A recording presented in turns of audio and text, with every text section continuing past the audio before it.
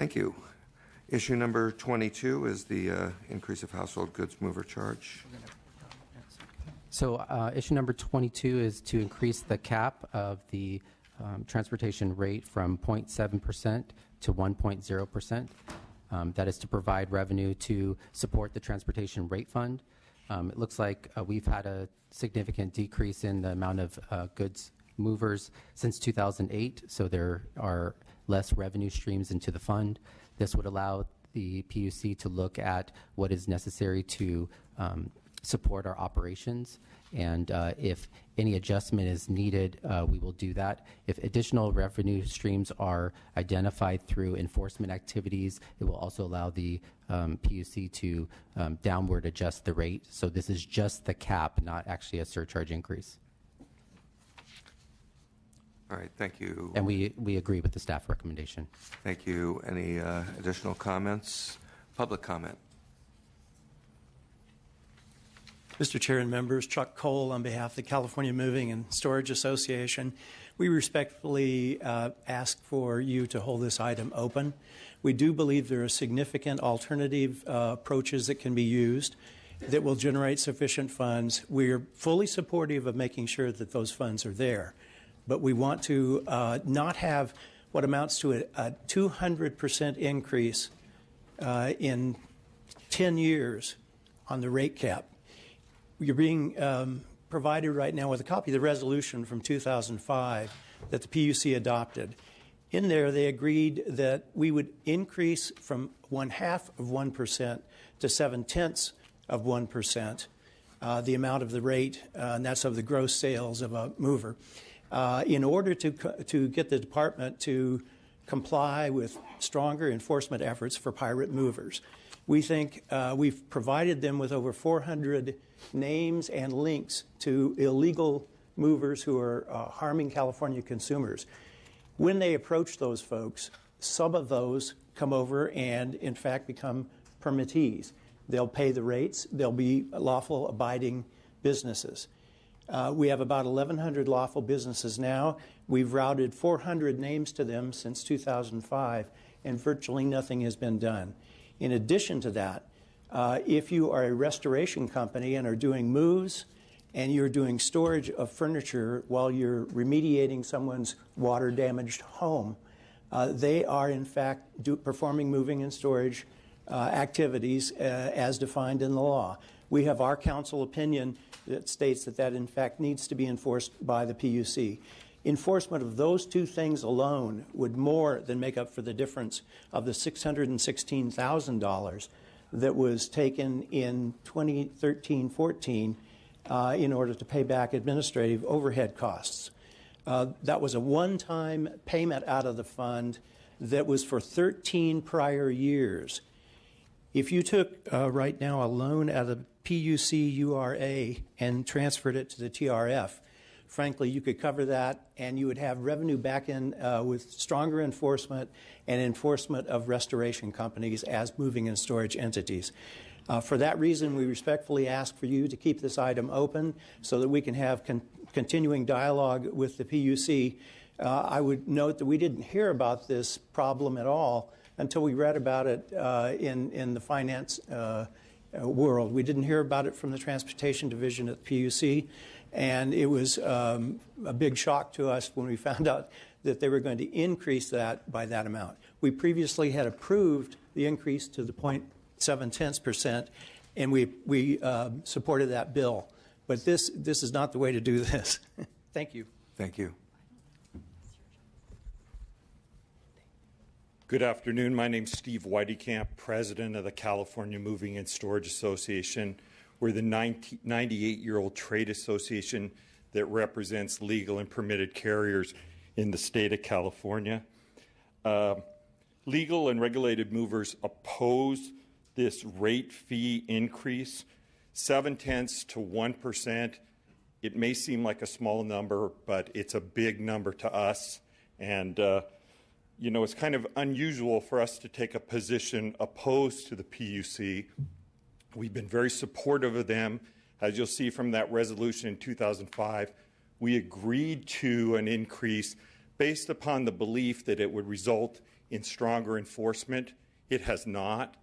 We worked with them on AB 2118, which gave them enhanced tools of enforcement. We have seen zero activity utilization of this, as my colleague mentioned. If they just had several other industries that already should be in compliance following the rules, they would more than make up for the shortfall. We see a complete lack of transparency. I have no confidence that they even have 15 staff members dedicated to our project. As he also mentioned, this BCP was not brought to our attention at all. This is something that happened 3 years ago. There's been no discussion with us as to how to deal with it. We present to them regularly illegals. This will have a huge negative impact on legal and licensed permitted carriers that are trying to follow the rules. And I ask you to send the PUC back to the drawing board to reject this proposal and ask them to negotiate with a legitimate industry that wants to work with them. Thank you. All right. Thank you very much. Do you have a response to the public comment? I'm a little bit concerned that they seem to have been taken unawares. Thank you, Assemblymember Bloom. We are actually in the process of choosing a new head of this function, and we anticipate that the discussions that have been asked for will occur. We hope to have a new leadership in this program within 2 weeks. So I cannot dispute what has been said. I mean, we are in the process of rebuilding and going from step to step. Okay, I appreciate that. Given that, maybe we should hold this item open and give it a little time to percolate with your staff and with budget staff. So let's do that. We'll hold this item open. Our next item is the future PUC workforce item. So issue number 23 proposes $672,000 in 2 full-time permanent positions to execute strategic planning initiatives in the areas of workforce planning, succession planning, and workforce training. We've heard the committee many times being constructive and supportive of the commission trying to get their administrative core functions in place. So this proposal in front of you is to a step in that direction. We agree with the staff recommendation as well as the trailer bill language to explore options on leveraging additional facilities in the areas of the state like Sacramento. So we are open to that, and we ask for your support on that. Thank you. LAO and Department of Finance are not adding comments. We have public comment. Good afternoon, Chairman Bloom and members of the committee. My name is Noel Crisostomo, and I'm a Public Utilities Regulatory Analyst, or PURA, at the CPUC Energy Division. I've been a PURA for over 4 years. I'm here today with SEIU Local 1000, taking personal leave to represent more than 200 of my colleagues that have chosen careers in ensuring just and reasonable utility services that are essential for our state. However, it has been increasingly difficult to work within a broken state service system. The result has been a recruitment and retention crisis that manifests in an alarming 45% turnover rate and wages that are 25% lower than availed in similar positions statewide. My colleagues and I ask for your support toward a solution where PURAs receive pay commensurate to their responsibilities and experience. PURAs, as scientists, engineers, lawyers, economists, and policy experts, support the workforce element of item 23. This funding will help alleviate the workforce planning issues, but it is wholly insufficient to solve the root problem at the Commission. The Commission's systemic failures to effectively recruit and retain its primary analytical staff should be of tantamount concern. PURAs are the technical core of the Commission's policymaking. We, in conjunction with legal staff, administrative law judges, design and enforce regulations needed to ensure public well-being and upkeep aging infrastructure. End to end, it is a multi-year and interdisciplinary effort to transform statutes to policies and ultimately deliver programs to customers. PURAs are on the front lines of protecting the public good and have been largely unrecognized in the legislative debates about the Commission. Efficient and effective regulations require seasoned and practiced regulatory analysts. Given this truism, we are alarmed that 85% of the Commission's workforce has less than 5 years of experience in their current positions. This unrivaled turnover is primarily due to the inadequate compensation and cost of living issues. For example, the lowest ranked PERAs could make over $52,000 more in governmental positions doing similar work. Our own system perversely and punitively discourages staff continuity within our subject areas. How is this the case? The Commission's examination and promotional process posed me a conflicting choice. A, to apply for a pay raise by taking a new position that in no way would leverage my previous subject matter expertise. B, be rebuffed as a failure in the eyes of HR, remain in my current position, and be barred from retaking an exam for 1.5 years. Or C, to join former colleagues for even more pay at the utilities that they used to regulate. Nevertheless, I've had the privilege to become a recognized leader in my field who is not defined by the Roman numeral in my title or foregone pay. My story is thematic of the reality and conflict that PERAs face daily. We PERAs struggle to make ends meet, pay student loans, keep up with the rent, and save for our future. We also want to secure programs like Lifeline for people who struggle to pay phone bills, keep up with their own rent, and reduce greenhouse gases to save our planet's future. Without solving the root problem of the PERA's pay disparity, the Commission will continue to be challenged to fill the 160 currently vacant positions or the 90 new positions recently approved to implement new legislation. We would like nothing better than to continue our careers at the PUC, and with your assistance, we can. Please help solve the Commission's recruitment and retention crisis and ensure that PERAs receive fair and commensurate compensation so that the Commission can provide Californians the regulatory protections that they deserve. Thank you for your time.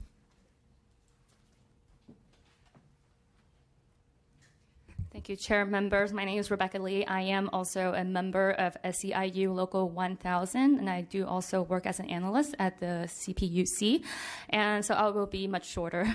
The CPUC does indeed face severe retention, recruitment, and workforce development problems across the agency, and it is especially acute in the analyst class. So you heard already about the turnover rate. About 85% of the current analysts are new within their position only within the past few years. And simply stated, it is simply not possible for you to oversee an actually effective regulatory agency if the rank and file staff working to perform the day-to-day job change year to year. Thank you for your consideration. Thank you. Thank you. Yes. Just notwithstanding the merits of the proposal, Finance would like to withhold their recommendation as we haven't seen the proposed trailer bill language. Understood. All right. Thank you. Any additional comments? Yes, thank you once again, Assemblymember Bloom. We're really in a rebuilding process, and much of what you've heard is true. It's not just this one class of employee, but it's something that's been across the board at the Commission. I can say we're working closely with Cal HR to ensure that these issues are addressed in a systematic way. We have in the Senate, for the Senate committee, we've documented that our turnover rate is about 12% commission-wide, which is about 4 times that of California State Service. We're not denying these issues. We're trying to address them foursquare.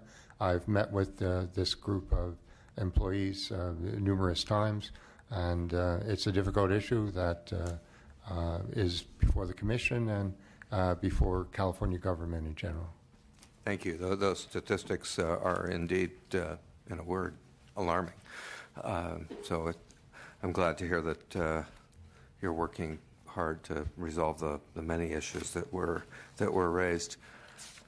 So this matter has a staff recommendation to approve his budget and adopt placeholder trailer bill language. And we have a motion, a second, and a vote. Aye. Bigelow, Gordon. Aye. Patterson. Aye. Williams. Aye. Issue number 24, the Lifeline increase. So issue number 24, Lifeline, this BCP seeks additional $267.4 million in local assistance and $14.2 million in state operations for fiscal year 16-17 to the fund. Anticipated growth due to wireless participation. We agree with staff's recommendation, and that was included in the LAO report, where we're currently working with the administration to submit updated demographic information and cost estimates in May revision. Thank you, and that was also the LAO's recommendation, the recommendation being to hold open and return with additional information when we have the May revise. Did I make your comments for you sufficiently? Yeah, that's correct. I mean, we do have some just additional brief comments, if it pleases the chair. And it's more of just an oversight issue, and just to sort of flag it as an issue for the legislature and the committee. That the Lifeline program, this is a very significant increase in the budget for the Lifeline program. The program is intended to provide basic telephone services to low-income populations. A lot of authority has been given to PUC to develop the characteristics of those programs, or that program, excuse me. And the legislature might want to take this opportunity to assess the degree to which the characteristics of the program are consistent with its priorities, in particular as a result of the change to wireless service and some of the changes that have been made to the program. There are some plans that are currently offered for free that offer characteristics that are above and beyond the minimum requirements, such as offering text messaging and data. And so we just think that it's an opportunity for the legislature to evaluate those characteristics which provide benefits to the consumers and the participants in the program, but have also resulted in a very significant increase in the surcharge that has been applied to fund the program. And so two specific questions that we recommend the legislature consider is the program structured in a way that's consistent with the legislature's view of what constitutes, one, basic communication needs, and two, the affordability for low-income households? And second, does the program appropriately balance the goal of making telephone service affordable for Lifeline customers while limiting the financial burden on non-Lifeline customers? Thank you. In a nutshell, I think we've had a technological revolution since the Lifeline program was originally adopted in 1987, and so this is probably an overdue a point at which we can evaluate how we best provide those services to those who need them. And so the recommendation here is to hold open, and we will do that and move on to issue number 25. Oh, I'm sorry. There was public comment on 24. Almost made a clean getaway. Thank you, Mr. Chair. I'll make it very brief. Ignacio Hernandez on behalf of the Utility Reform Network Return, longtime and strong supporters of the Lifeline program. We agree with the recommendation. We are conducting an analysis of the request, and we just want to make sure that we have good data and make sure consumers are protected, and also those participants in the Lifeline program are protected. But we are strong supporters of the program and look forward to it continuing robustly. Thank you. So now we'll move on to issue number 25, and I'll just take note that for the first time I can ever remember, a staff that always has something to say is making no recommendation here, but we'll see where that leads us. Please proceed. So issue number 25 is service quality. This BCP seeks $1.0 million in reimbursable authority to the Commission in 2016-17 to allow the CPUC to hire a network engineer consulting firm to examine AT&T and Verizon's network facilities and evaluate company policies and practices regarding network construction, maintenance, and repair. This is a result of the decision from the Commission in February of 2013. The Commission then issued another decision reaffirming that the study was needed in August of 2015. Staff's request for this BCP is to carry out the orders of the Commission and require and seek an RFP, which would be a public solicitation for the network examination of the networks. Thank you. LAO, Department of Finance. Guessing we have some public comment on this. Mr. Hernandez. Well, you don't have to if you don't want to. I wasn't trying to fill empty space. No problem. Ignacio Hernandez again on behalf of TURN. We do support the request. We believe that there needs to be additional evaluation, and data service quality has been, a very hotly debated issue at the Commission. TURN does believe that it's necessary to review kind of what's been happening with the networks, whether they've been maintained properly. We have to keep in mind that this was in part triggered, the service quality proceeding was in part triggered by outages of 100, 200,000 folks in Southern California. So there's a lot involved here, and we just want to make sure we get as much data as possible so that the Commission can make good decisions on this matter. So we do support the request. Mr. Patterson.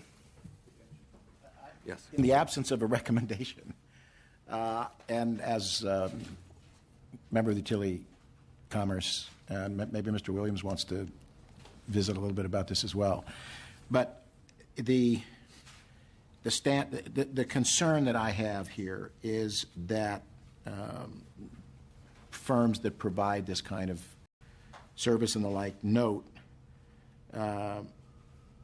that the standard that is presently being considered, which I guess was changed in 2008, is essentially a standard that is very, very difficult and near impossible to make. So the ones that are affected by this are saying, look, if you didn't move the goalposts, we would be scoring touchdowns. You have moved the goalpost, and you're making it relatively impossible. So I'm going to have to be a no vote on this, and perhaps it's held over, or perhaps other members have a point of view with respect to this. But this is a significant matter, at least for some members of the Utility and Commerce Committee, with respect to this particular matter.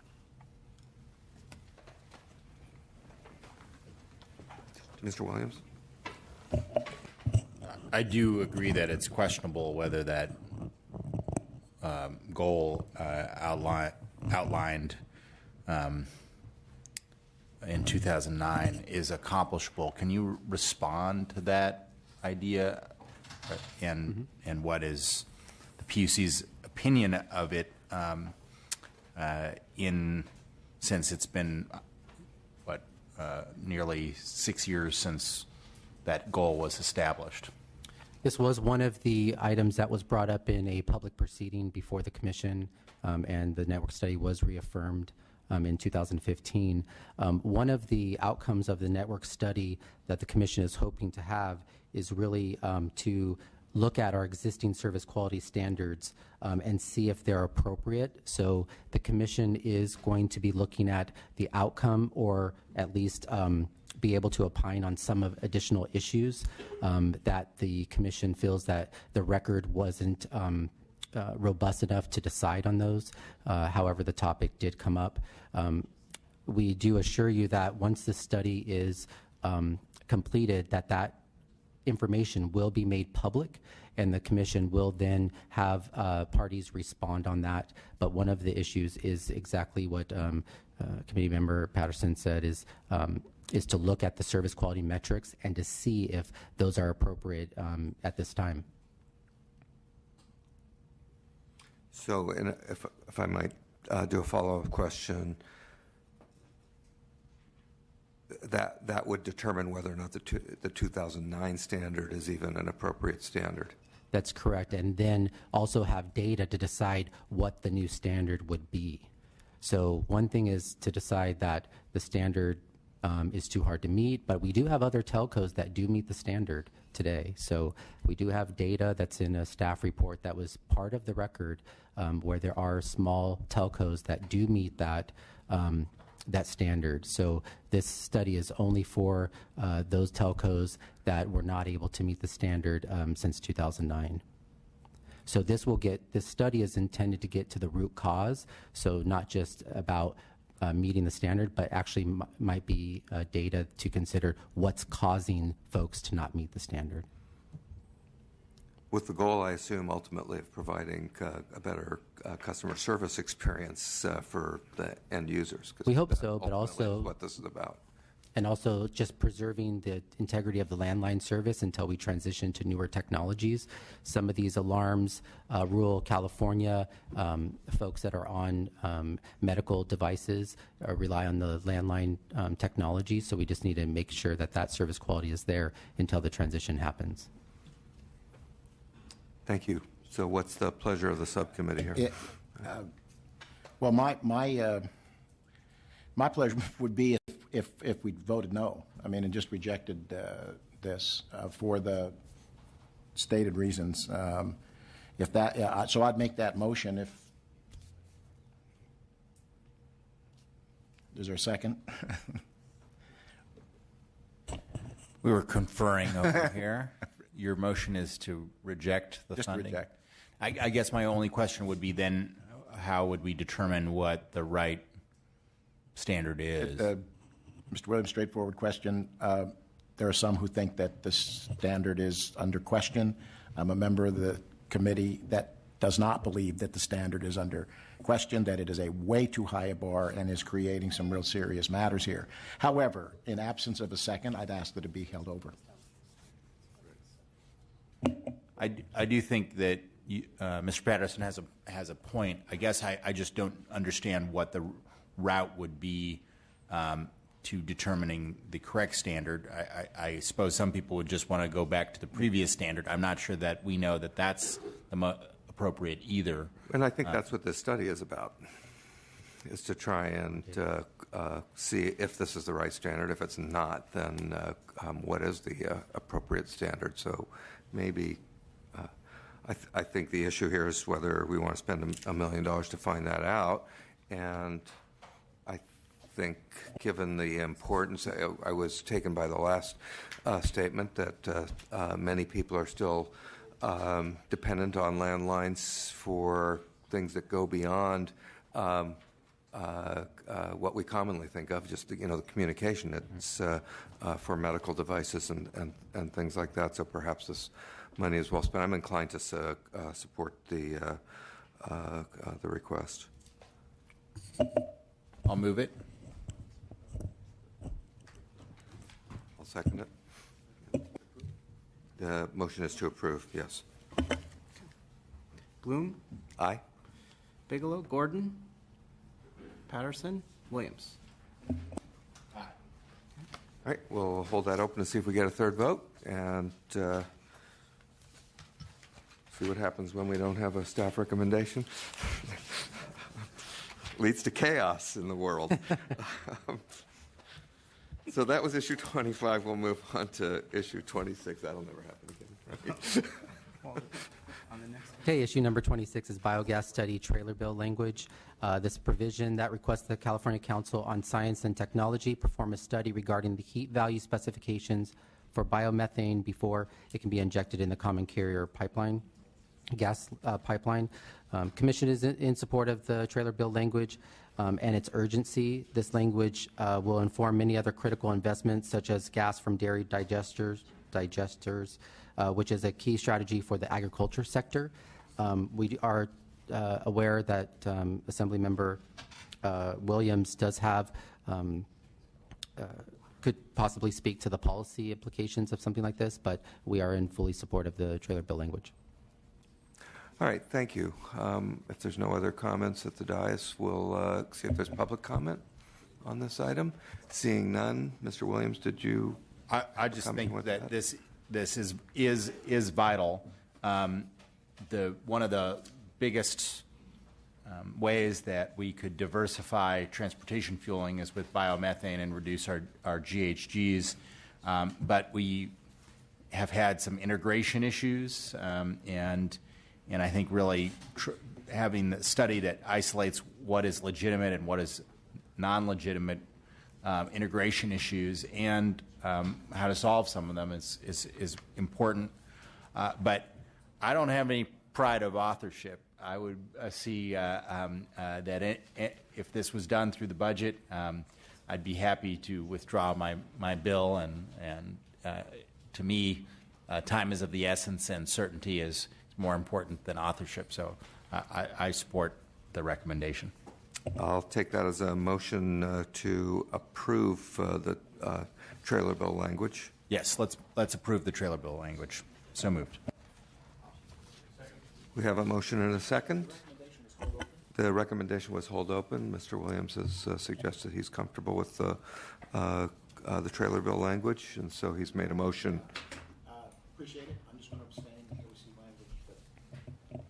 All right, so we'll vote now on that. Bloom, Aye?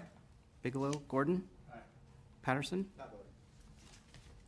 Williams. All right, that passes. Thank you very much. And we will now return to the Department of Conservation, and we'll have a conversation regarding issue 14. Thank you for your patience. Sure. Chairman Bloom, David Bunn, Director, Department of Conservation. I could make a very, very brief statement. Thank you. Prior to 10 months ago, for the previous 9 years, I was managing international technical training programs in a number of countries on behalf of the University of California and USAID. And one thing in training is that basically training is fundamental for organization modernization, improving and maintaining technical regulatory programs that are consistent across all districts. It's not something that's done one time. You prepare training information and you're constantly upgrading those training information. Just to give a recent example, Aliso Canyon, going from 1 well test to 6. We're now having to retrain all of our people that do these well tests so they all know, and they're very, very technical calculations involved in those. So this is a very critical item, and I think there was a question from the committee.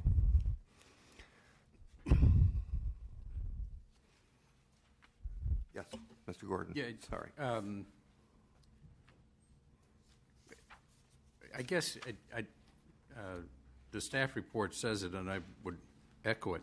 I mean, I can't understand that you don't already have a training program. I mean, that doesn't make any sense to me at all. Any organization that is going to do any kind of quality work has a built-in training program. That one doesn't exist, it just dumbfounds me. And I would prefer to see you figure out how to fund this out of existing dollars that you currently have in your budget. Eliminate something else. Do something different if you need a training program, rather than come and ask us to dump another $1 million into something you should be doing already. It just dumbfounds me. Well, I agree. We have the same feelings as you do in terms of how critical it is to have training. I would say prior to last year, the division only had what I would call a skeletal training program. We had people going into oil fields who had not even been safety trained. Okay, basic like H2S gas, how you should work with that, and other safety issues. We have extremely technical issues. The skill sets of people we hire are very diverse. The only way to get a high quality regulatory program is to have an ongoing, and training is expensive. It's very highly technical training. Right now we have a program that's one of the top in the country, training our people on a phased approach down in our Bakersfield office. That's where we're running it. It's a team out of Pennsylvania, Texas, and Colorado. It's considered a leading training technical institute. That's the kind of program we need to be coming in year after year. We will develop training in-house, but we will always need additional technical people from the outside to stay on the edge of these technologies and our requirements. And I will say this from our staff, this program is underway. We are getting across the board great feedback that this is really going to help them perform the regulatory tasks in the field. And training is expensive. I've spent millions basically the last several years doing training for technical people across Africa and parts of Asia, and you need very technical people. The information has to be well vetted and prepared. We might produce a module, and next year maybe a regulation changes, or we learn a new technology, and we have to completely revamp that module the next year. And that will happen every year. Every year you're upgrading materials. Every year you're involving highly technical people to spend hours of work with dozens of people. Right now we're running 100 of our people, our engineers, through a 3-phase technical training program that is not cheap. But it's the kind of thing that we frankly need to do year after year. In the last 3 years, we brought in 96 new people into the division. We anticipate bringing in another potentially 50 people with the new mandates and things we need to get implemented, like gas and like the pipeline program. So we anticipate probably in addition to that, another 50 to 75 positions in the next few years. All of those people need to be trained, then there's turnover. It's literally a continuous effort. I guess